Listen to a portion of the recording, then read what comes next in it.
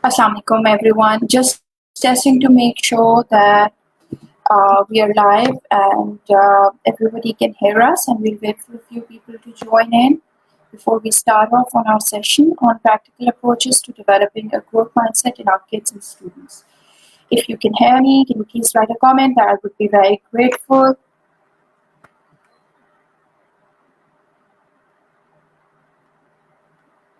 We're just going to ensure that everything is working before we start off.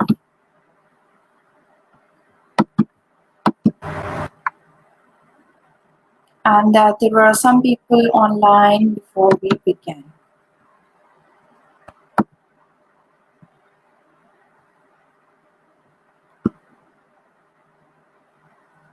So today's session is about how we can use the growth mindset as a powerful tool to make sure our students are learning and gaining as they go along. I will discuss practical strategies as to how you can inculcate a growth mindset in your children, what are the different ways in which you can help them grow and develop a growth mindset. And we'll talk about this in the context of both schools as well as homes.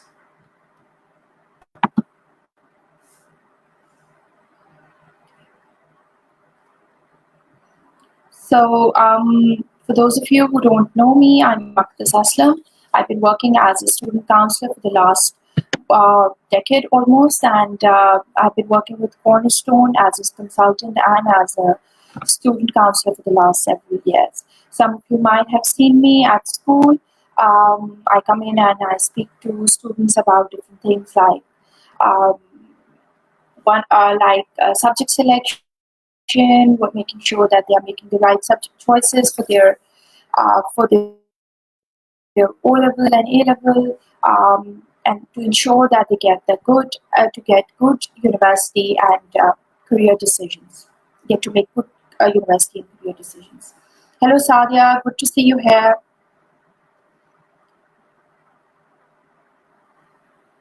Okay. So we're just making sure that everybody is online, and then we'll start off in another 2 minutes. We'll talk about the growth mindset, and we'll talk about how it can be incorporated in our everyday lives, particularly how we can use it to improve the learning experience for our kids and for our students. I will talk about this in the context of both the school setting as well as the home setting. Today's session is not going to be very specific to age. However, I will try to cover as many age brackets as I possibly can. Do let me know if there are any questions that come along, and I will help you out by responding to them. And if you are unable to ask a particular question, you can leave a comment later on, and I will try to get back. Hello, Naveen. Good afternoon. So maybe somebody of you can tell me how well you can see the presentation, if at all. And if you can't, then also please let me know. Hello, Hajra. Thank you so much.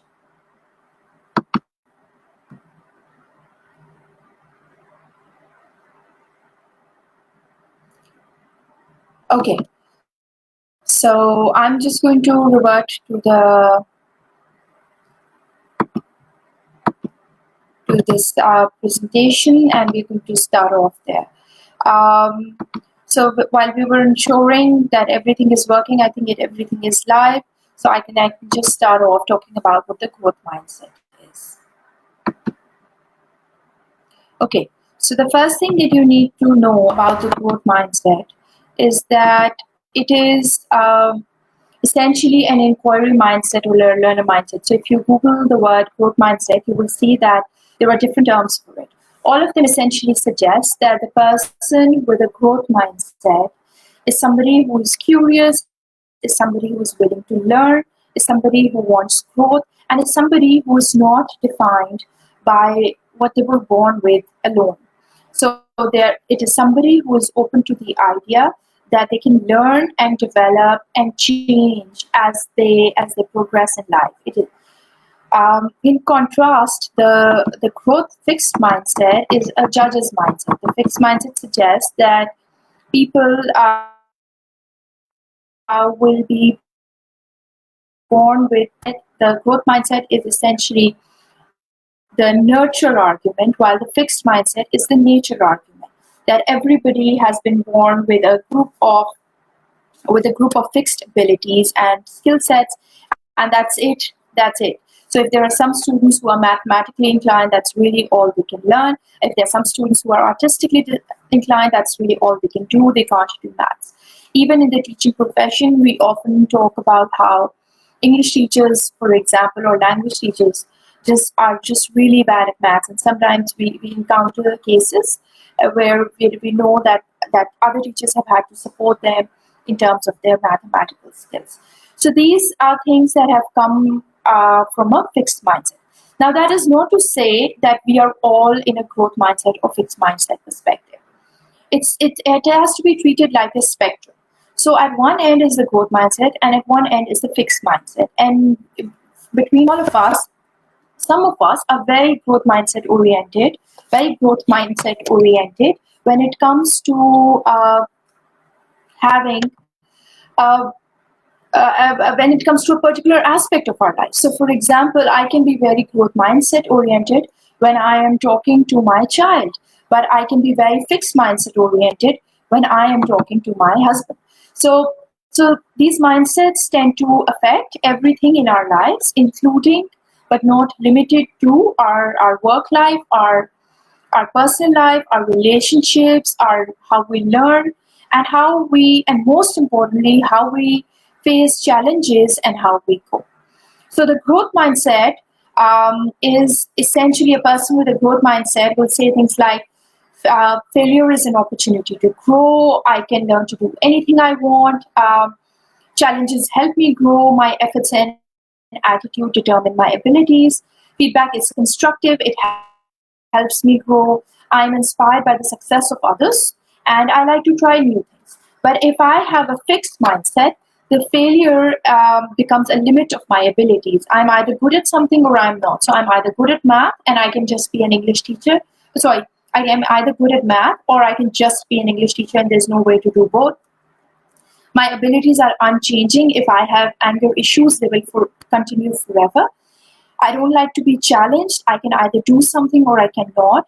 My potential is predetermined. So when God put me on this earth, He gave me a set of abilities and skills, intellect, aptitude. These are words that we use with the fixed mindset: aptitude and intelligence. So they're predetermined, and that's really the constraint within which I can grow. When I'm frustrated, I will give up if I have a fixed mindset. Feedback and criticism I will take those two things personally. I will be offended if somebody tries to tell me that this is something that you're doing incorrectly or this is something that you can improve. I will be offended, and I will only stick to what I know. So I will not try to come out of the comfort zone. Now, it's very important to understand that there's a lot of theory about multiple intelligences. And multiple intelligences essentially suggest that humans are born with a set of abilities, and there is an innate capability for math, for logic, for theatrics, for kinesthetics and movement, for language and language-related development. So there is an innate ability, and really, people have a few of these abilities in them, if but not all. And people should stick to their abilities and their intelligences that they already have and make careers and lifestyles within them for their comfort and to maximize their potential. Now, for a fixed mindset perspective, that works. But from a growth mindset perspective, we'll be challenging the multiple intelligences and the perspective today. And we will be seeing how this information can be used to target some growth and harness what we already know about ourselves. Okay, so I'm just going to take a quick peek at your comments, and if there is anything that I can address, then we will do that. Okay, Bushra, hello, good to see you here. Thank you, Sadia. Valiha, Walaikum Salam, Neelam, Walaikum Salam. If there are any questions, please keep typing them. I will keep getting back to them and referring them to this at the end.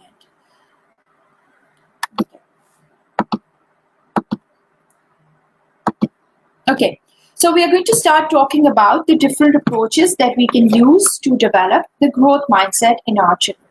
Now, the first approach is essentially to talk about the growth mindset. Now, the term growth mindset has been coined by a researcher, Carol Dweck, and her work has looked at the growth arc, the learning curve of thousands and thousands of professions and people across many years, decades, and she has seen how different perspectives have changed how they have learned and how they have grown over the years. So if I talk about the growth mindset with a particular individual, when that particular after that conversation is over, that child or that adult goes back to work, the child will or the person will start thinking, okay, so there is a way that I can do some things differently. There is a way that I can overcome my challenges. There is a way that I can learn from my mistakes. And just knowing that is said to improve how abilities and learning change over time. So, however, talking about the growth mindset is not enough. So our first conversation, a set of conversations in the beginning, an introduction to the growth mindset, understanding that there is a growth mindset and there is a fixed mindset, help students and learners, and I will use the word learners now because I want to talk about children, I want to talk about students at school, both of them. So just knowing about the growth mindset helps learners change their perspectives, but in a short-term capacity. So maybe for the first few days, they will have that conversation in mind, and they will grow from there. But over time, what happens is that their memory or their conscious knowledge about the growth mindset will go in the back. So it's important for us to reinforce this through other important aspects or other important approaches. So one very powerful approach is talking about neuroplasticity. Now, neuroplasticity is simply the idea that the brain is like a muscle that grows. The brain is essentially in our heads, and it's connected to our body with cells called neurons. And neuroplasticity suggests that neurons and our brain have the ability to learn new habits and forget old habits. Once we start practicing something, once we start trying to acquire a habit, the brain makes stronger connections with whatever in our body helps us develop that habit. So, for example, if I want to start developing the habit of waking up early in the morning, I will do that one day, but the neural connection will not be there. Now, I wake up really late, so that neural connection of waking up early will not be there. Which is why, if you see, when we start fasting, the first 2-3 days are really difficult. Our brain is still getting used to waking up at sehri time, preparing a meal, having some civil conversation with our family members at a time when we should really be asleep. So the brain is developing that ability. But as the week progresses along, and now that we are about ending our 10th rosa today, it has become easier to get up in the morning. It has become easier to think about everything that is required at sehri time, because our brain has developed the neurons over the last 10 days and strengthen them to make sure that our body starts working in sort of like an autopilot mode. And we can relate this to really every habit that we have acquired over time. So, for example, things like brushing the teeth, or things like driving a car. These are sometimes things that we can do without really realizing that we are doing that. So, for example, Let's some of you might have toddlers, or some of you might have preschoolers who are still learning how to brush their teeth, and we need to remind them to brush in the front, to brush at the back, to brush at the top, to brush at the bottom, and we need to remind them to gargle after brushing. But as adults, most of us can really do it even in our sleep, can brush our teeth in our sleep, and we can probably do it reasonably well. We don't have to think about it. Because over years, our neurons have developed the a very strong pathway in our body to show us how the brain works. How toothbrushing works, and similarly for driving. So neuroplasticity is really the idea that the brain can grow and develop new abilities. And the more we use our brain, the more it will grow. Just like the more I use my arms, the more the muscles in my arms will grow. Neuroplasticity is a useful reminder to us as adults, as people who help younger kids or our students learn, but also when we are overcome with challenges, that really we can overcome them because we can train our brain to learn something new. Okay, and you see this comes into a huge contrast with our multiple intelligence theory, which initially suggests that really people are born with a fixed set of intelligences.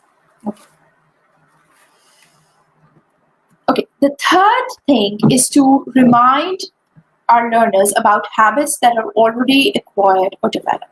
So it's useful when we are facing a challenge ourselves, or when the learners are facing a challenge. It's useful to tell them that we have habits that we have acquired and developed over time, that we have learned how to brush our teeth over time, that we have learned how to do 4-digit multiplication over time, that we have that these are things that we have already learned and we were not there to begin with. None of us has learned how to use the computer or how to use the phone without making blunders in the beginning. None of us has learned how to drive the first day that we started off.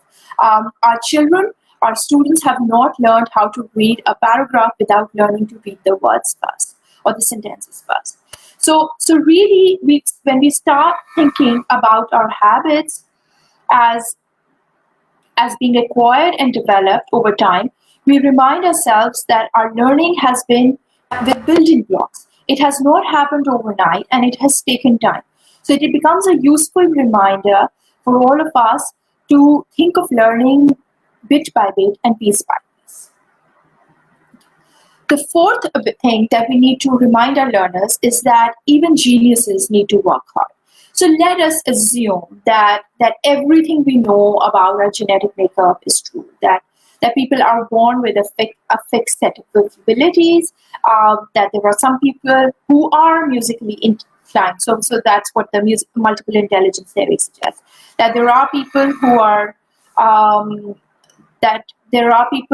musically inclined, that there are people who have better logical skills, better mathematical skills, better reasoning skills, better abilities to talk and communicate with people, so social skills. And it is very important for us to remind our learners that even if they had all of their skills, geniuses, even if there is a concept that there are some people who are geniuses, they have worked very hard. The light bulb was not invented in a day. It took thousands of efforts that went wrong before the first light bulb lit up.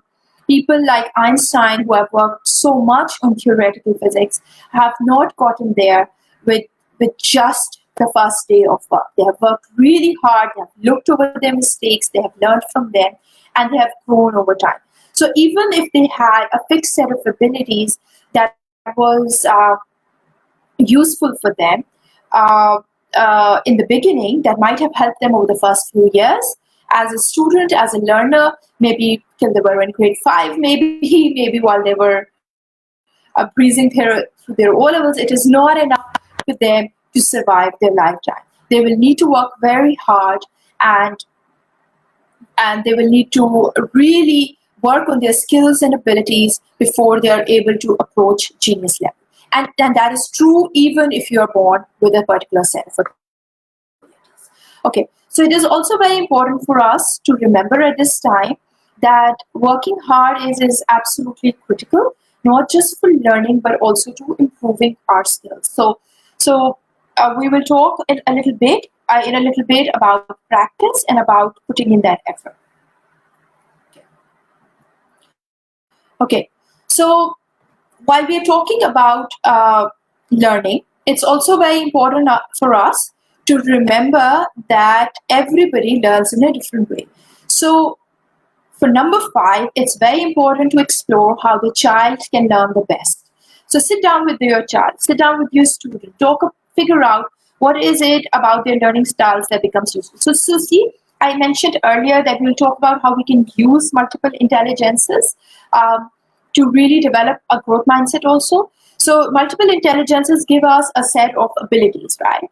And we can really figure out that, okay, if somebody has an innate ability uh, to look at pictures and images, so that person has a visual ability, how can we use that and develop a learning style? So there are some of our students who generally who like to look at pictures and images, they learn better with videos, uh, they work better when they are able to imagine things in a three-dimensional aspect. So for them, a two-dimensional diagram on a whiteboard for a cube is not helpful, but really looking at a shape is more useful. So for them, an imagination of a Lego block is probably more useful than just imagining something on the whiteboard. So that person might have a visual learning style. Similarly, there are people, as teachers, we often encounter students who are doodling in their class, in their notebooks while listening to the teachers. So they want their hands to be busy. Kinesthetically, they want to be able to do that, or they might want to feel that they want to write down things. So they have a verbal ability, and they are good with note taking when they are listening to a lecture. So we figure out that there are students and learners of different learning styles. And not all of our students and not all of our children will learn the same way. And this is a very important reminder because it tells us to stop comparing students and learners with each other. Uh, I will learn in a different way from any one of you. I will learn in a different way from one of my siblings, even though our parents have raised us the same way. Similarly, if I have more than one child, no matter how much I try to keep my parenting equal with my children, they will still end up learning in different ways. They will still end up being different individuals. So one that becomes a very important aspect of knowing that there are learning styles. And secondly, we also need to remember that sometimes these learning styles might become constraints because we are just focusing on one of them, whereas children can generally learn with a multiple combination. So even when we are talking about how using our senses while learning. So when with teaching workshops, sometimes we talk about making sure the most of our senses are involved in the learning process. And a lot of different educational and teaching theories talk about developing a multi-sensory experience for the learning process. So we involve so we use the combination of learning styles to talk, to visually implement something, to maybe involve some music in the learning, maybe some movement in the learning, and end up really talking about equations and really talking about how we can balance equations mathematically or in chemistry using a combination of different learning styles for the students. So, but at the end of the student, at the end of the learner, this really comes down to metacognition, to really how they understand how they are learning and how well they can self-reflect. Now, again, self-reflect is something a reflection is an ability that's learned and acquired over time. So so children need to be taught how to reflect on their learning. When a child has just completed a learning experience, um, for example, has finished baking a cake, it's good to talk about, okay, Irfan, what is it that you did today to get the cake to look so nice? Um, okay, did you stumble on a particular piping technique? Um, were you able to break the eggs and beat them before you started mixing them together? So we talk about we ask students to self-reflect. We ask learners to self-reflect, whether it's in a home setting or in a classroom setting. One of the challenges that we often face as educators is that some of our students seem to get everything right. And while that might be something to celebrate, that's a challenge for us, because if we don't, even if they're getting some everything right, if we don't offer them the opportunity to self-reflect, they will get used to just getting everything right. And the second they face a challenge, they will stumble and be really upset, or they will quit and back off and not engage with that challenge. So a lot of Carol Dweck's research talks about how you can have a fixed mindset even when you are really achieving all the milestones. When you're performing on top of the charts, you can still have a fixed mindset to set, but because you have probably not faced a challenge yet. So the growth mindset helps us overcome challenges and self-reflect on our previous learning and develop better solutions as we go along. So, and this is where we become useful as adults and educators, as parents, that we can help our learners problem solve and find alternate strategies, which is our point number 6. Help the learners problem solve and find alternate strategies. Now, this becomes really important because sometimes there is a roadblock, and it's a very real roadblock. The learner is upset. The adult, whether the parent or the educator, needs to help this child overcome that block and move past it. In some of our classrooms, and again, I will be very specific here, that some of the classrooms that I have worked with have been very, very different from the classrooms that you observe at Cornerstone. As there are classrooms in which there are very limited resources and there are very limited time. Sometimes as adults at our home, we are faced with the same challenge. We don't have time to really engage with our kids because there's so much else to do.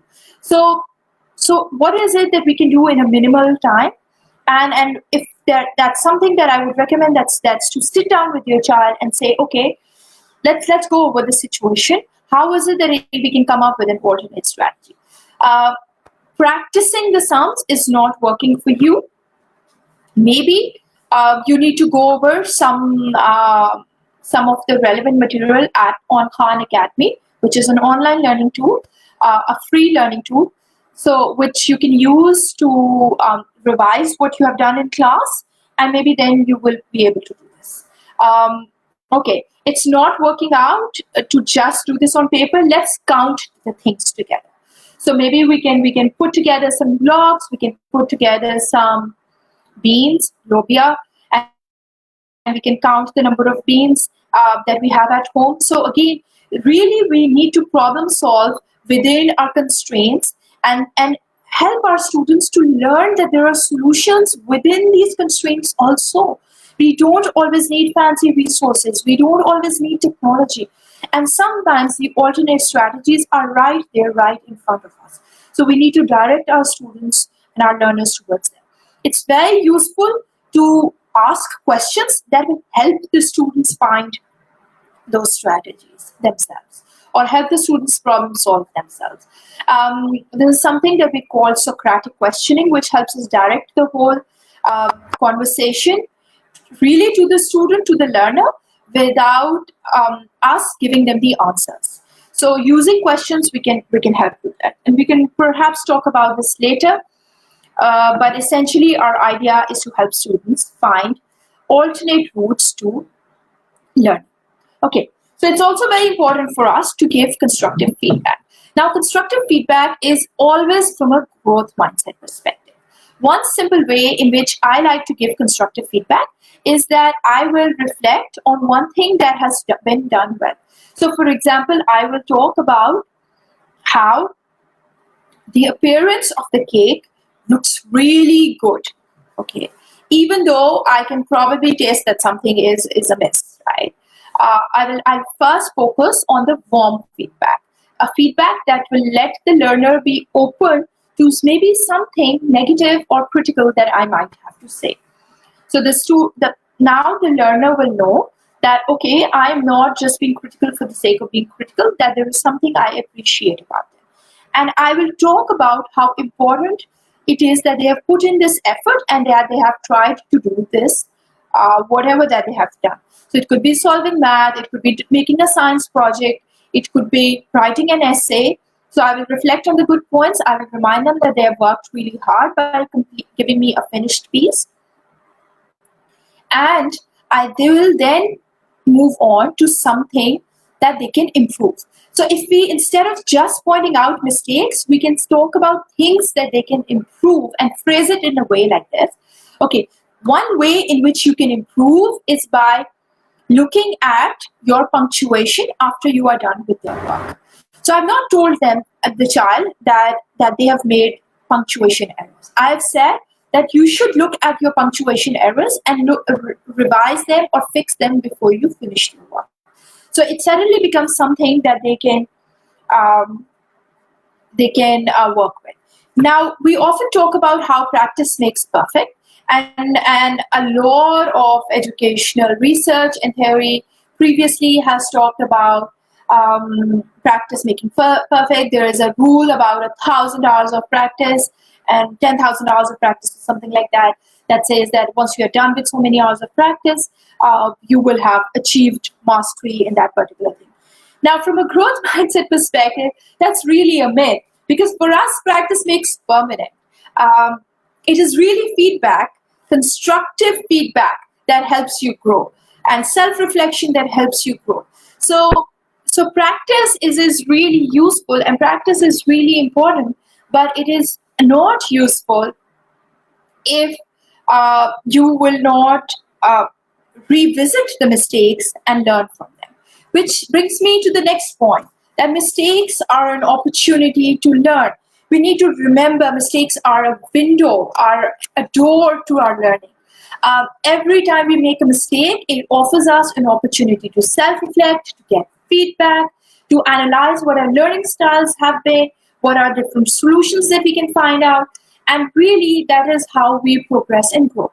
Now let's think about it from a football coach's perspective.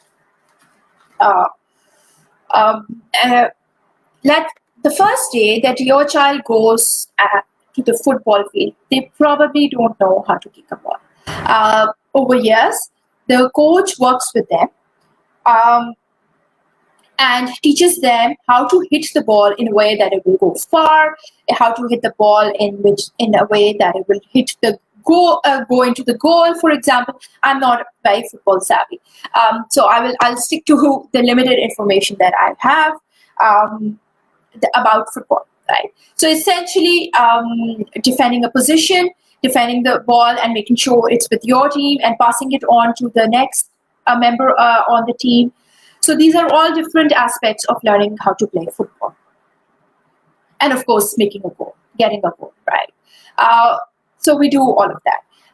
The first time the coach sees the player, the coach might not really give feedback on the player. He or she might tell the child to play again, right? And over time, most good coaches analyze that there is a set of mistakes that the child or the player continues to make, and then the good coaches generally reflect on those mistakes with the players and figure out ways in which they can overcome them. The strategies is not just to do a particular set of exercises every day. It's about how to improve upon what you already know and how to use mistakes as opportunities to learn the next time. One very good coaching technique is that recording a session and then watching the session with the players later on and talking about, okay, who made a blunder where and what is it that they could have done differently the next time that they play. So for example, when I wanted to pass the ball to the next player, I threw it on top of another player, but that the other player tried to grab it, and then therefore my pass didn't work. So by reflecting on that mistake, I can now figure out that there is another strategy in which I can throw the ball sideways, and not necessarily throw it on the top. Again, I'm not a football player, and I just realized that this is probably a basketball analogy and not a football analogy anymore. Okay. So we talk about mistakes as an opportunity to learn, and we remind our learners that our brain will grow the more we learn, right? Our brain will grow the more we try a particular thing. So when we learn from our mistakes, we try to do something new, we make sure that practice is not making permanent. That the neural pathway to something that we are doing incorrectly is not being reinforced. Okay, and most importantly, we remind the child about the power of yet. There is a wonderful song by Sesame Street on the power of yet. If you have not heard it before, please listen to it with yourself, no matter how old you are, listen to it. And show it to your children, no matter how old they are. Show it to your students, no matter how old they are. Remind them that the learning, the skill development has not happened yet. So if it is my goal to master 5-digit multiplication, to master how to balance equations, to figure out how to pipe a cake with beautiful rosettes and flowers, I'm just not there yet. That with practice, with feedback, with learning, with reflection on what I'm doing, I will get there. I'm just not there yet. Your child who has not learned how to brush their teeth, who has not learned how to clean their room, is not there yet. He or she will get there. The student who struggles in class and is not very vocal is not there yet. He or she will begin to talk with the right set of learning, with good feedback, constructive feedback, with practice and problem solving. The child will get there. So it's very important to reinforce the power of yet. I'll stop here for a second. I'll take a look at the questions. Okay. Nayab has a question about how a simple example difference between the growth mindset and the fixed mindset. One of the differences is so somebody with a growth mindset, for example, will talk about with somebody with a growth mindset will talk about how when they have encountered a mistake, they will generally get up and they will start trying to look into alternate solutions. So one of the characteristics of somebody with a growth mindset is that they will bounce back from mistakes. They don't have to do it immediately. Please remember, they don't necessarily have to do it right then and there. They can do it in a little while. But they will bounce back and they will learn from that from what has gone wrong, and they will try to do it again. So that's generally a difference between somebody from a fixed mindset and a growth mindset. Because the fixed mindset person will probably go back and not look at that problem again.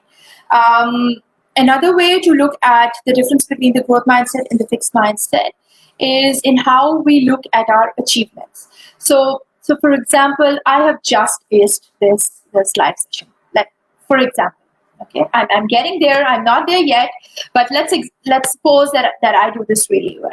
So I reflect back. If I have a growth mindset, I will reflect back and I will think about, okay, these are the 2 things that worked for me.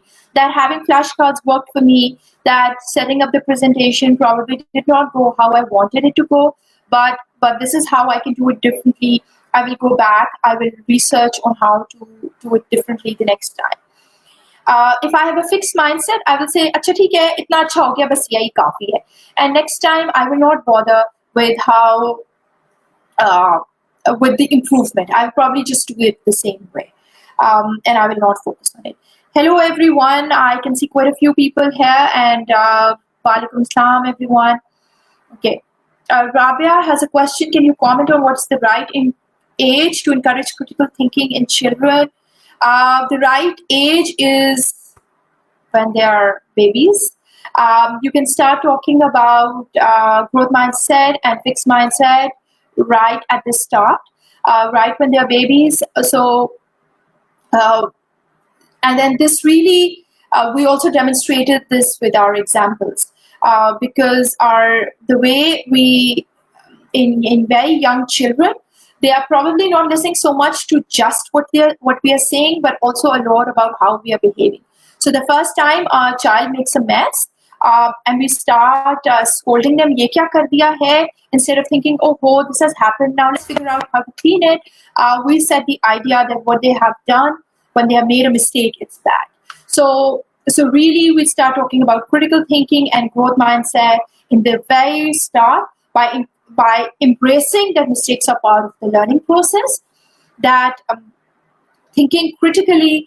And Rabia, I will be translating critical thinking mostly in terms of critical feedback right now, but we can talk a little more about critical thinking specifically in terms of understanding later on.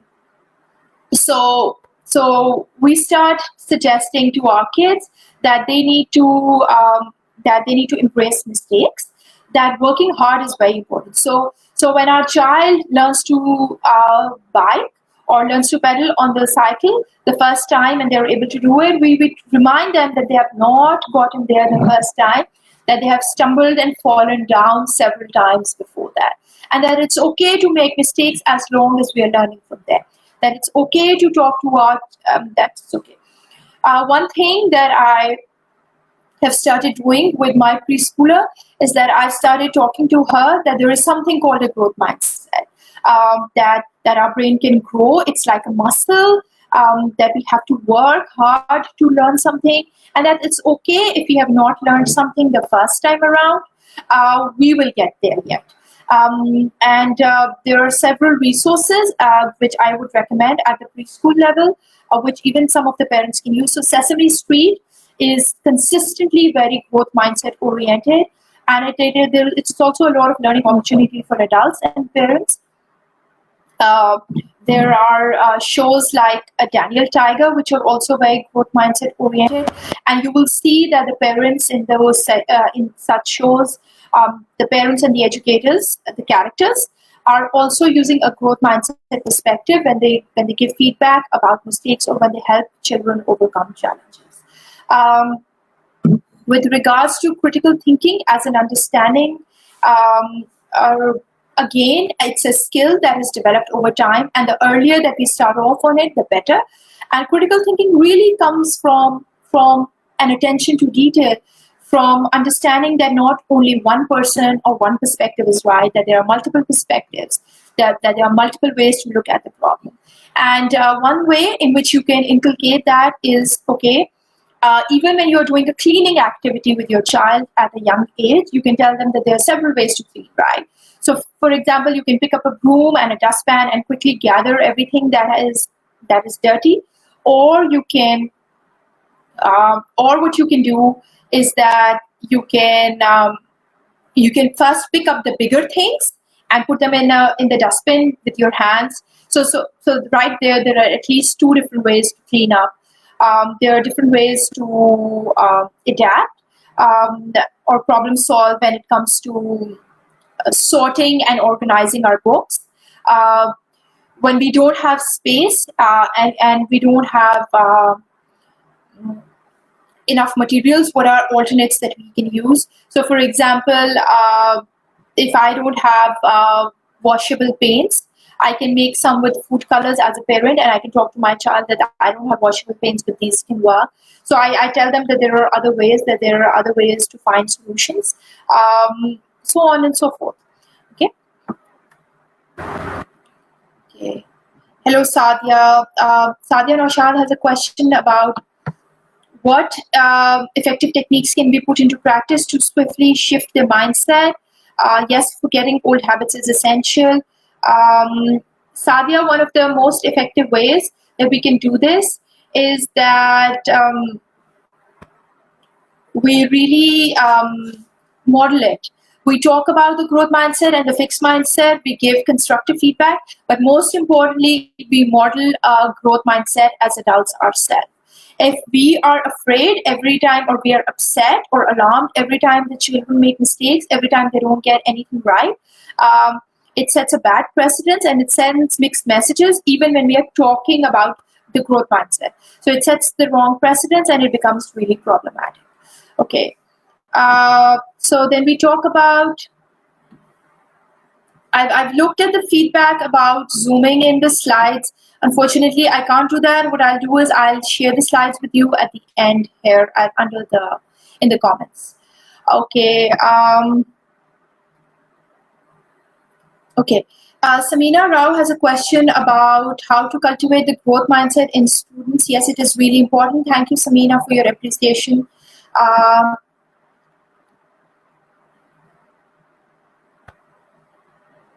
Okay, Eamon, no.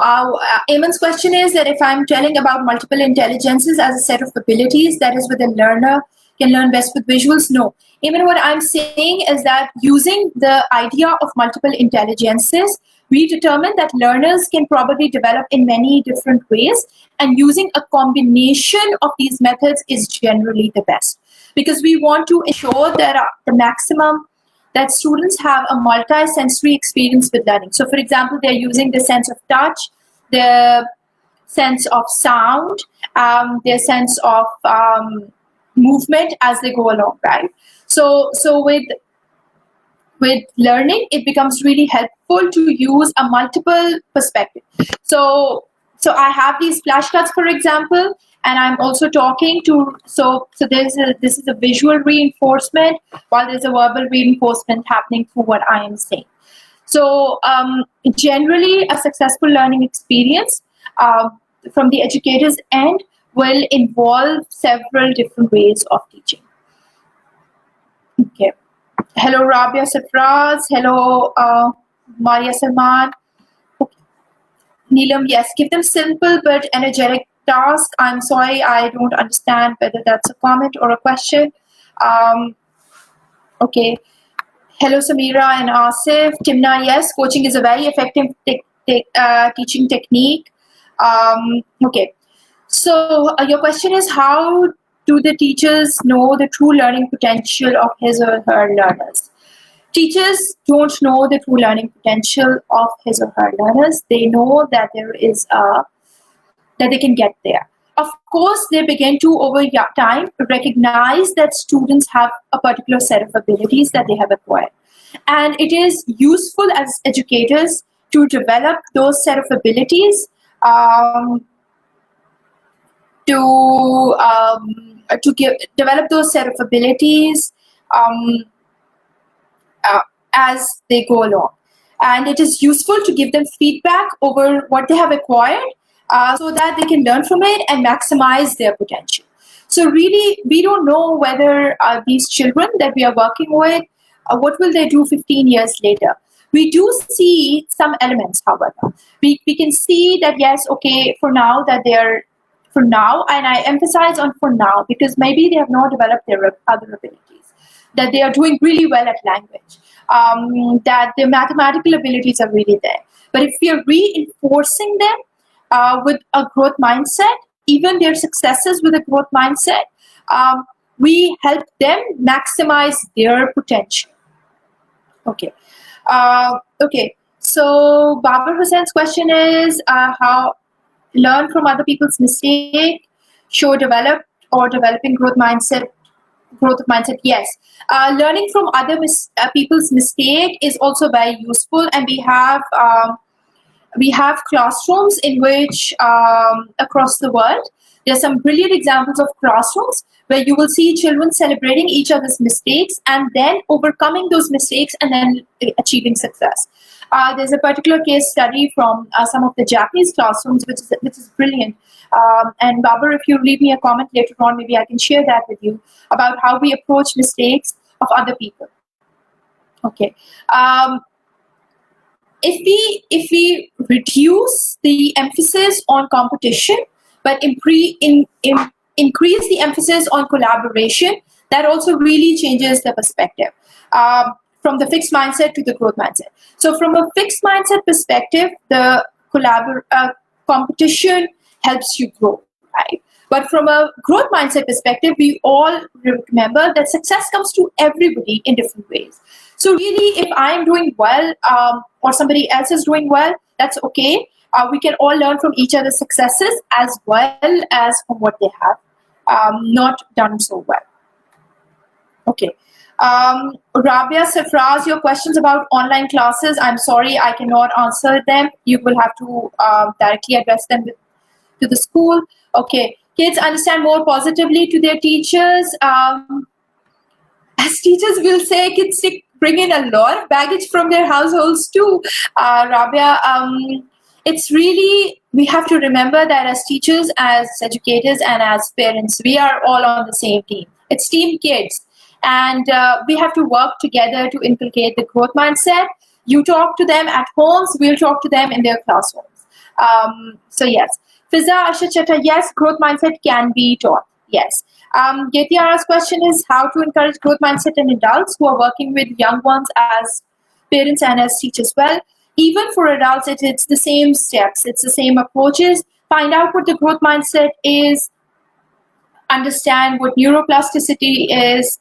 What I'll do is I will revert back to the presentation what I've been, maybe if I hide.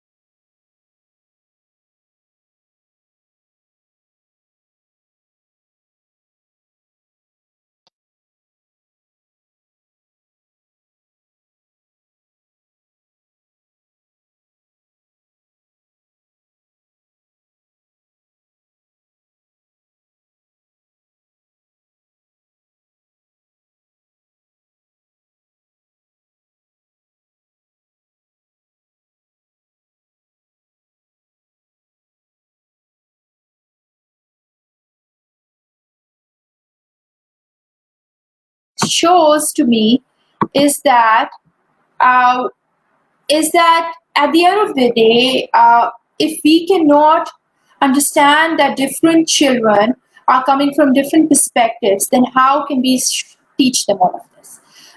So empathy for me also translates into role modeling a little bit, in which I talk about, in which it is important for us to recognize that children are just children, that they are learning, that we also did not learn the first day around, that we took years learning how to ride a bike or months, that many of us as educators have taken years to gain the mastery that we have. It did not happen the first day.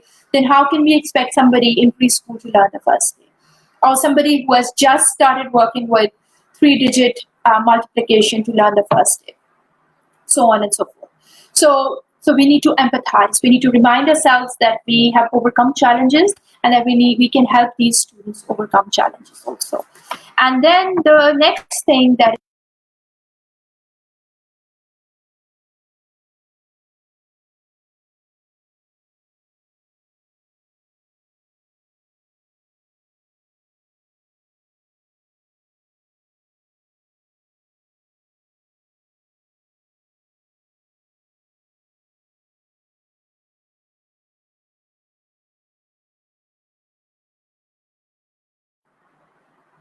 it is very important to believe in our children, in our students. Believe in them.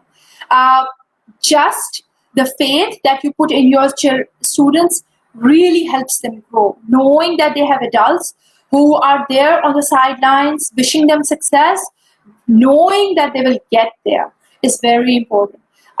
It's unbelievable how much of a difference it makes. A child is about to start, is about to sit on a competitive test, whether it's the O level, whether it's the A level, whether it's the SAT, whether it's the checkpoints, whether it's some intermediate exam, and you reinforce to your child, you have put in your effort, you will do it, you will figure it out, right? You have put in your hard work, you will figure it out. The child learns that you have faith in them. But remember, you don't just say, oh, you are awesome, you're smart, you will get there. We have to be very careful with how we show our confidence also.